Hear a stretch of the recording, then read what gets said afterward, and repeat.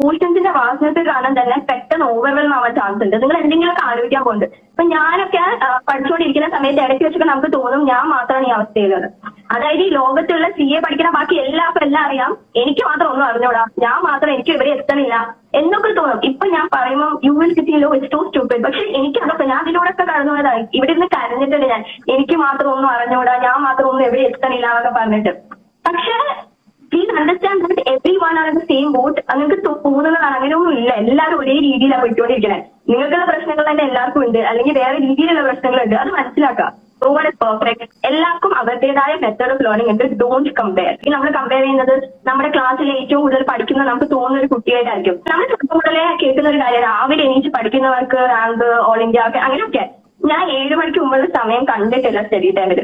എനിക്ക് രാത്രി ഇരിക്കാൻ പറ്റും. അപ്പൊ ഞാൻ രാത്രി ഇപ്പോൾ ഒരു 1 o'clock 1:30 വരെ വേണമെങ്കിലായിരിക്കും. പക്ഷെ ഞാൻ രാവിലെ ഇതുവരെ എണീച്ചിട്ടില്ല. അതേപോലെ എന്റെ ക്ലാസ്സിൽ 4 മണിക്ക് 3 മണിക്ക് 2 മണിക്കൊക്കെ എണീച്ച് പഠിക്കുന്ന കുട്ടികളുണ്ടായിരുന്നു. ഞാൻ ചെയ്തിട്ടില്ല, പറ്റില്ല, അതുകൊണ്ടാണ്, പറ്റാത്തതുകൊണ്ടാണ്. പക്ഷെ ഞാൻ ചെയ്തിട്ടില്ല. ഇത് എക്സാമിന് മുമ്പുള്ള ആ 1.5 days നിങ്ങളിപ്പോ എല്ലാം പഠിച്ചിട്ടുണ്ടാവും, എല്ലാം ഭയങ്കര രീതിയിൽ പഠിച്ചിരിക്കുകയായിരിക്കും. പക്ഷെ 1.5 days നിങ്ങൾക്ക് റിവൈസ് ചെയ്യാൻ പറ്റിയില്ല, എന്തെങ്കിലും കാരണം നിങ്ങൾക്ക് അത് ടേബിൾ റിപ്രൊഡ്യൂസ് ചെയ്യാൻ പറ്റൂല.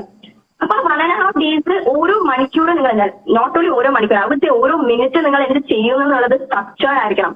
ടെസ്റ്റ് നിങ്ങളുടെ ഇൻസ്റ്റിറ്റ്യൂട്ട് എന്തൊക്കെ ടെസ്റ്റ് കണ്ടക്ട് ചെയ്യുക, അറ്റൻഡ് ചെയ്യാം. ഒറ്റ ടെസ്റ്റ് മിസ് ചെയ്യാനല്ല രീതിയിൽ. ചിലർ പറയുന്നത് കേട്ടത് ഇതിപ്പോ ടെക്സ്റ്റ് ബുക്ക് ക്വസ്റ്റ്യൻസ് ഒക്കെ തന്നെയല്ലേ, അല്ലെങ്കിൽ സ്റ്റഡി മെറ്റീരിയൽ ക്വസ്റ്റ്യൻസ് തന്നെയല്ലേ ടെസ്റ്റിന്, ഞാൻ എന്തിനൊക്കെ ടെസ്റ്റ് ചെയ്തത്, സ്റ്റഡി മെറ്റീരിയൽ ഇപ്പം നോക്കിയാൽ ആൻസർ അറിയാലോ. ബട്ട് അങ്ങനെയല്ല, മേ ബി നിങ്ങൾക്ക് ആ ക്വസ്റ്റ്യൻസ് ആയിരിക്കില്ല ടെസ്റ്റ് ചെയ്യുന്ന ഔട്ട്പുട്ട്, വേറെ എന്തെങ്കിലും കിട്ടും. മേ ബി ടൈമിംഗ് ആയിരിക്കും. കാരണം CA എക്സാംസിൽ എസ്പെഷ്യലി ടാക്സ് അങ്ങനെ ചില പേപ്പേഴ്സിലൊക്കെ ടൈമിംഗ് ഒരു ഹ്യൂജ് ഫാക്ടറാണ്. ആ ടൈമിംഗ് നിങ്ങൾക്ക് ടെസ്റ്റ് ചെയ്തതുകൊണ്ട് കിട്ടാൻ പറ്റും. ഞാനൊരു കൗണ്ട് ഡൗൺ ഓഫ് ഡേറ്റ്സ് വെച്ചിട്ടുണ്ടായിരുന്നു എന്റെ ബെഡിന്റെ തൊട്ട് സൈഡിലും. അതിൽ ഞാൻ ചെറിയ പേപ്പറിൽ ഇപ്പൊ എല്ലാ ദിവസവും എണീക്കുമ്പോൾ ഞാൻ വായിച്ചിട്ട് അവിടെ എത്ര ഡേയ്സ് ഉള്ളത്, അപ്പം എനിക്ക് ഓരോ ഡേയ്സിനും ഒരു പ്ലാൻ ഉണ്ടായിരുന്നു. ആൻഡ് ആ ഡേയ്സിന് അത് സംഭവിച്ചോ ഇല്ലയോ എന്ന് ഞാൻ മെന്റലി രാവിലെ എണീച്ചത് വായിച്ച് എഴുതുമ്പോൾ ഞാനത് കംപ്ലീറ്റ്ലി ടിക്ക് ഇടുമായിരുന്നു. ഓക്കെ, ഇത് ഞാൻ ചെയ്തു, അല്ലെങ്കിൽ ഇത് ഞാൻ ചെയ്തില്ല, ഇത് എനിക്ക് ഇന്ന് ചെയ്യണം എന്നുള്ളത്. 10 months എന്താ ചെയ്യുന്നത്, അതിനെക്കാട്ടി ഉപരി ആ 3 hours എന്താ ചെയ്യുന്നതെന്നാണുള്ള റിസൾട്ട്. ഞാൻ ടാക്സിന്റെ പേപ്പർ കഴിഞ്ഞിട്ട് വന്നിട്ട് എന്റെ ഒരു ഫ്രണ്ടിന് ഞാൻ മെസ്സേജ് ചെയ്യാം, എനിക്ക് അറിഞ്ഞുകൂടെ ഞാൻ ആ 3 മണിക്കൂർ എന്താ ചെയ്തത്. അവസാനമൊക്കെ എനിക്ക് തോന്നിയത് ആ 3ാമത്തെ മണിക്കൂർ എത്രയും പെട്ടെന്ന് അവസാനിക്കണം എന്നായിരുന്നു എന്നൊക്കെ. കാരണം അതായിരുന്നു എന്റെ അവസ്ഥ. പക്ഷേ ടാക്സിലും ഞാൻ ഒരിക്കലും ടാക്സിലും മാർക്കിൽ എത്ര ഞാൻ ശരിക്കും പ്രതീക്ഷിച്ചിട്ട് പോലുമില്ല. അപ്പൊ നിങ്ങൾ ഒരു കാര്യം മനസ്സിലാക്കി, ഇപ്പം ഈ പേപ്പർ എന്തായാലും മോശമായി, അപ്പൊ അടുത്ത പേപ്പർ പഠിച്ചിട്ട് എന്തായാലും പാസ്സാവാൻ പോയില്ല എന്നൊന്നും വിചാരിക്കരുത്.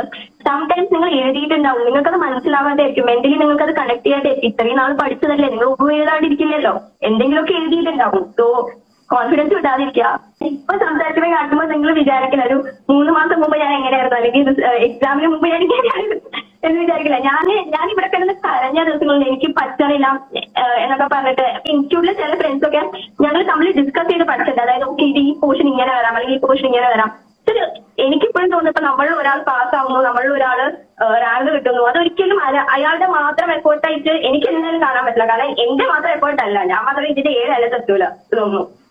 അപ്പൊ എല്ലാം ഒരു ടീം വർക്ക് പോലെയാണ് സർ. അറ്റ് ലാസ്റ്റ് എന്തെങ്കിലും പഠിച്ചോണ്ട് അനുഗ്രഹത്തിൽ സംഭവിക്കും.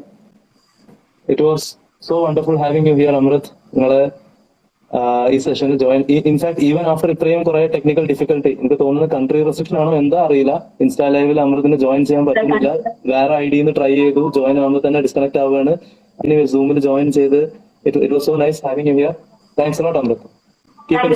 Keep inspiring others. നിങ്ങൾ പോയ ഡിഫിക്കൽട്ട് ടൈമിൽ നിങ്ങളെ മോട്ടിവേറ്റ് ചെയ്ത ആൾക്കാരുള്ള പോലെ തന്നെ ഇപ്പൊ ആ മോട്ടിവേഷൻ റിക്വയർഡ് ആയിട്ടുള്ള ഒരുപാട് ആൾക്കാരുണ്ട്. നിങ്ങളെ ഇന്ന് ഈ സെഷനിൽ നിങ്ങൾ സംസാരിച്ചതേപോലെ തന്നെ നിങ്ങളെ മോട്ടിവേഷൻ ഒരുപാട് ആൾക്കാർക്ക് ഹെൽപ്ഫുൾ ആവും. Keep doing the good job. Thank you sir.